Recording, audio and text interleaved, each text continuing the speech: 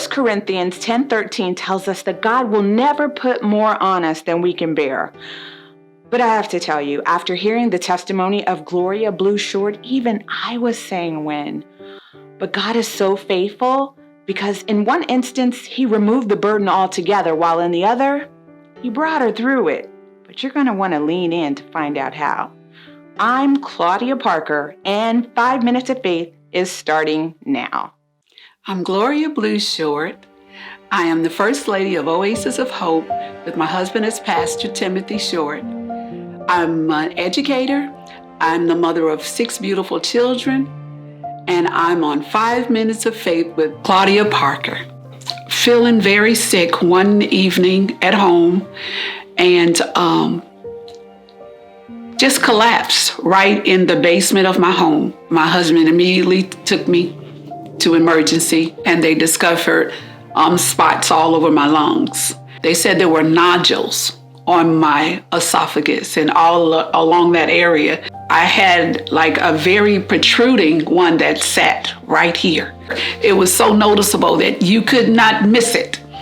And every day when I would like bathe or do my hair, I would see it, but I would talk to it and I would say, yes, I see you, but you have been cursed from the root. So it's just a matter of time and you're leaving. It is gone. And they said it would never go away. It would never just disappear. But God allowed it to just disappear. He touched my body. And back with the doctors at the hospital, they sent me to see a specialist. And when we walked into her office, she sat us down. She just couldn't believe what her findings were. I just believe that God baffled them at their own work. So whatever was there, it was there.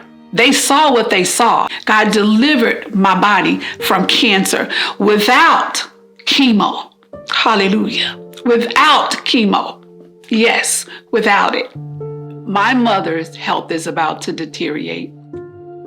And I've been called to help out my siblings in the share of taking care of her. And she's been diagnosed with a memory disorder.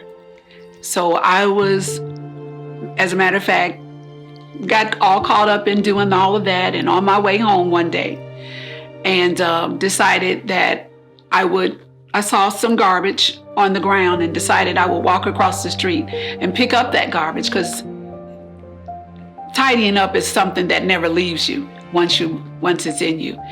I lost my footing and fell and hit the ground so hard to the point that I heard something crack.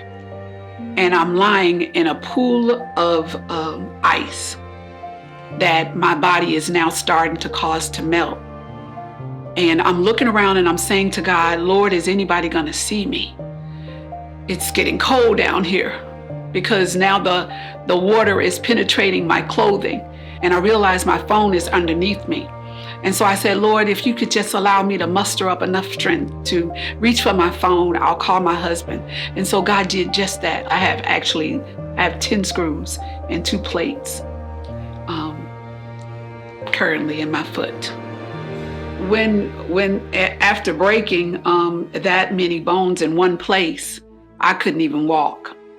It was so painful to walk. This healing wasn't a healing that I literally had to embrace if I wanted to walk again. Though painful it was, and it was really so. Because here I am, one who didn't rely on others to do. I would always do, and even if they didn't do, I'd get up immediately and say, I'll do it myself. But now I'm at a point I couldn't do it myself. But I had to rely on somebody to bathe me, to put my shoes on, to put my clothes on. Well, my daughter in Europe kept saying she was coming home, and I didn't want her to leave her family. My concern was my mother, who was going to take care of her. And God kept saying, I got her.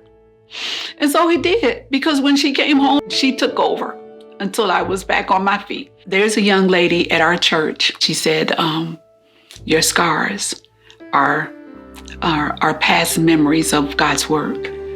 Even though they're scarred, but it's what God brought you out of.